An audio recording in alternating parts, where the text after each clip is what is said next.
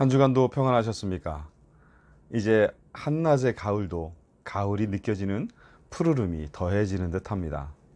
이 가을에도 하나님의 은혜가 가득하시기를 기원합니다. 오늘은 9월 첫째 주일에 나누었던 성도의 자리를 다시 나누어 보려고 하는데요. 이번에는 야곱의 시점에서 자신의 상황을 바라보고 있는 야복강가의 야곱을 묵상해 보려 합니다. 오늘도 함께 나눌 말씀 창세기 32장 13절에서 31절입니다. 고향으로 향하는 야곱의 마음은 어땠을까요? 처음엔 지긋지긋한 타향살이에서 벗어나는지라 무척이나 기쁘고 벅찼을 것입니다. 더구나 그 간교한 외삼촌이자 장인이 되는 라반의 손아귀에서 벗어나는 것이라 그 마음은 이루 말할 수 없이 시원했을 것입니다. 게다가 술수를 부리긴 했지만 어쨌든 큰 부자가 되었기에 마치 야곱은 금이 환향하는 듯한 마음으로 발걸음을 옮겼을 것입니다. 이제 더 이상 그를 괴롭힐 만한 사람은 없는 듯 보입니다. 그러나 고향이 다가올수록 그의 마음속엔 무언가 꿈틀거리는 것이 있었습니다. 정확하게 뭔지는 모르겠지만 자꾸만 마음이 불편해지기 시작합니다. 이상하다. 왜 이렇게 마음이 불편하지? 왜 이렇게 불안한 거지?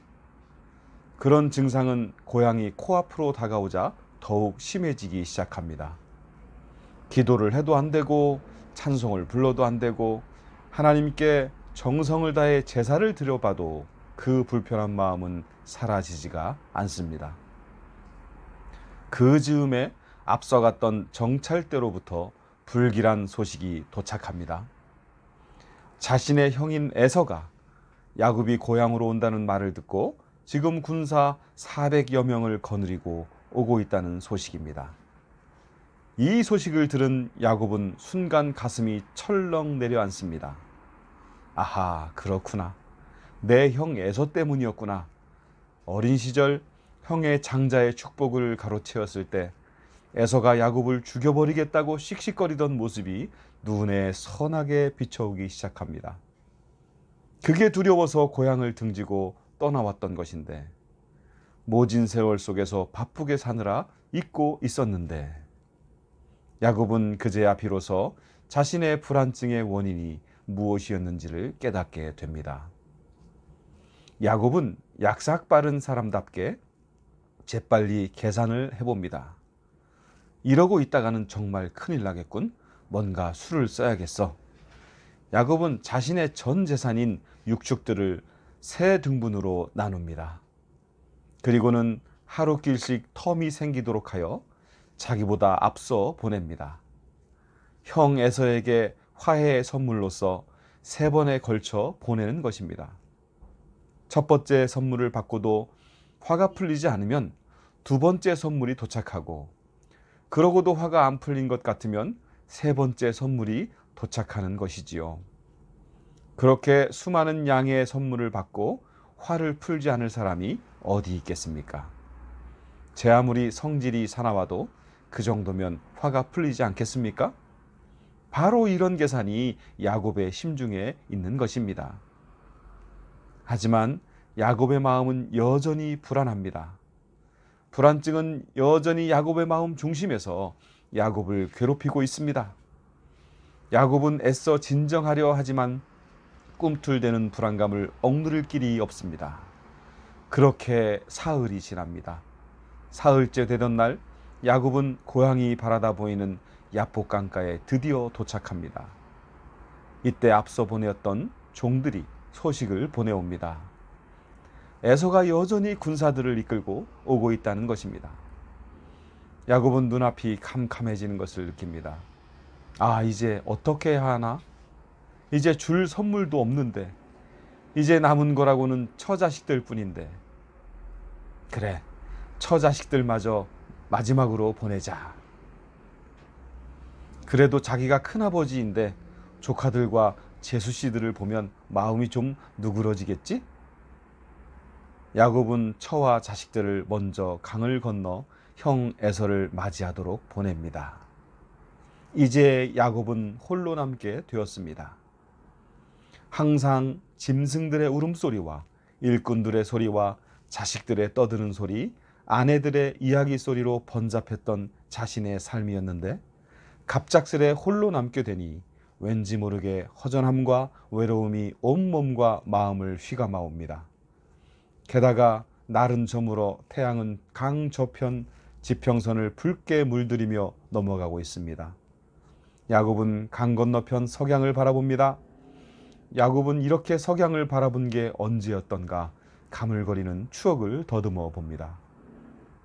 날이 완전히 어두워지고 주변이 정막 속에 잠기자 야곱은 자신이 완벽하게 혼자라는 사실을 다시 한번 깨닫게 됩니다.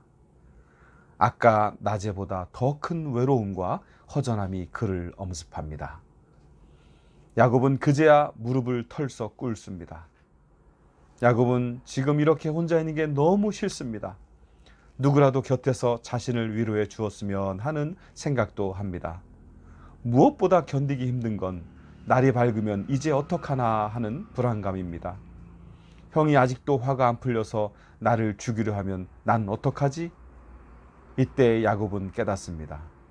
자신을 괴롭히던 그 불안증은 다름 아닌 형에 대한 두려움이었다는 것을 말입니다. 야곱은 형에 대한 두려움 때문에 그동안 그렇게 불안했던 것이었습니다. 야곱은 피식 웃어봅니다. 고개를 흔들어 애써 부인해 보려고도 합니다. 하나도 안 무섭다고 외쳐보기도 합니다. 하지만 그 두려움은 사라지지 않습니다.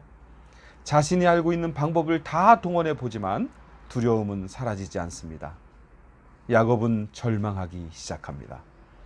내일이 오는 것이 이렇게 두려울 줄이야 예전엔 미처 몰랐습니다. 그때 야곱은 깨닫습니다. 내가 이 두려움을 이기기 위해서 할 수 있는 것이 아무것도 없구나라는 사실을 말입니다. 그리고 그는 또 깨닫습니다. 이제 자신이 의지할 수 있는 것은 오직 하나밖에 없다는 사실. 네, 바로 야훼 하나님이었습니다. 야곱은 하나님께 엎드러집니다. 여러분, 우리는 홀로 되는 것을 싫어합니다. 우리는 내 주변에 항상 사람들이 있어서 나를 인정해주고 나를 바라보아 주는 것을 좋아합니다. 내 곁에 누군가 있지 않으면 외로움에 허덕입니다. 그래서 뭔가에 열심히 빠져보려고도 합니다. 외롭지 않으려고 무척 노력합니다. 또 우리는 외롭지 않으려고 여러 사람들을 만나기도 합니다. 그들과 어울려 이런저런 대화를 하며 이야기꽃을 피워봅니다. 하지만 깊이 있는 대화는 별로 하지 못합니다. 그저 누군가와 함께 있다는 것만으로 만족합니다. 깊이 없는 대화, 피상적인 만남, 별 의미 없는 그런저런 이야기들이 우리 주변엔 항상 널려 있습니다. 그래서 우리의 마음은 여전히 외롭습니다. 결국 우리는 오늘 홀로 된 야곱처럼 홀로 남겨지게 됩니다. 두려움과 외로움을 끌어안은 채 홀로 남게 됩니다.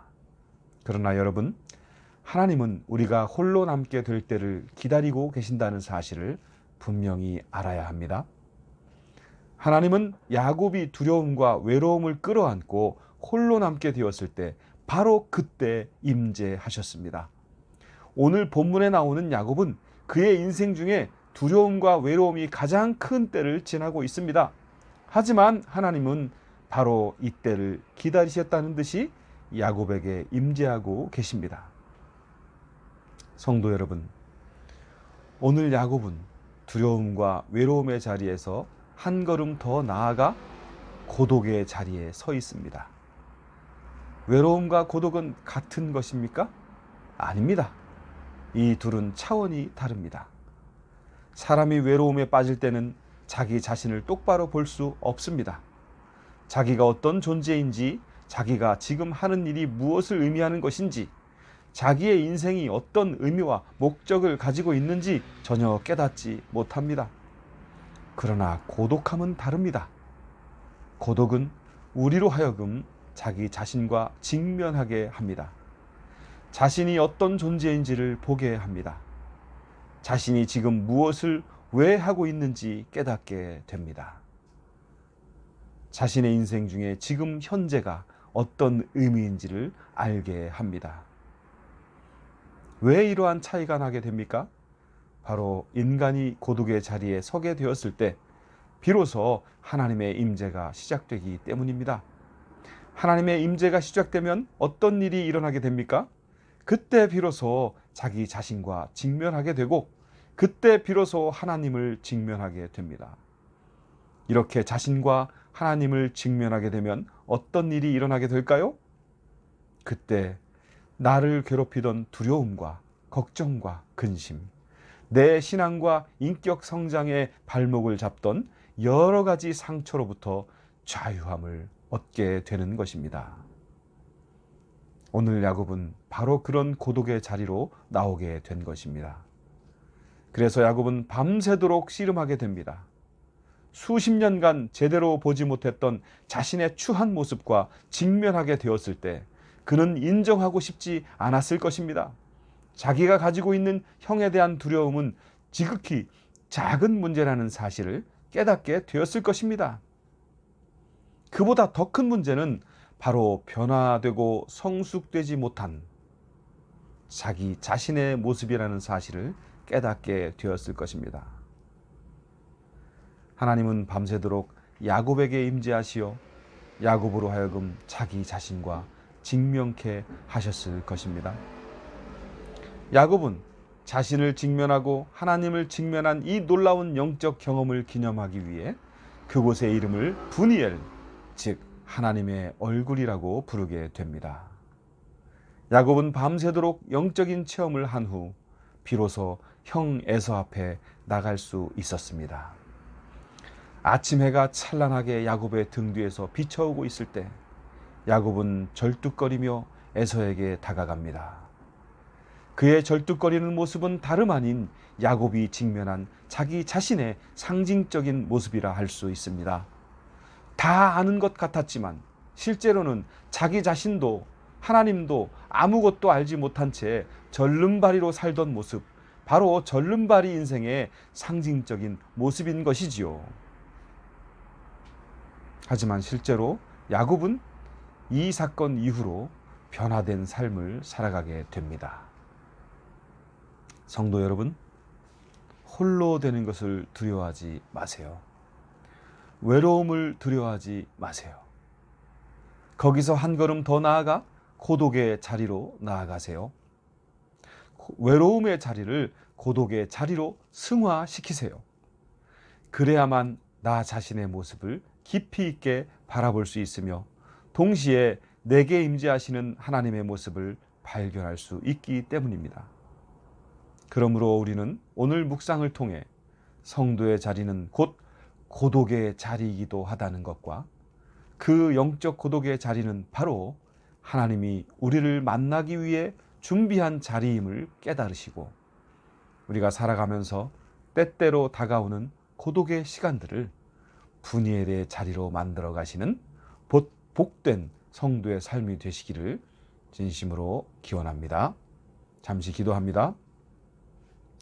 우리의 삶의 자리가 브니엘이 되기를 원하시는 하나님, 별로 잘 알지도 못하면서 나 자신과 하나님을 잘 알고 있는 척하며 깊이도 없으면서 깊이 있는 척하며 살아왔음을 고백합니다. 삶의 분주함 때문에 여러 가지 일들을 하며 살지만 실상은 내 영혼은 외로움과 두려움에 허덕일 때가 많았습니다. 이제 고독의 자리로 나가기 원합니다.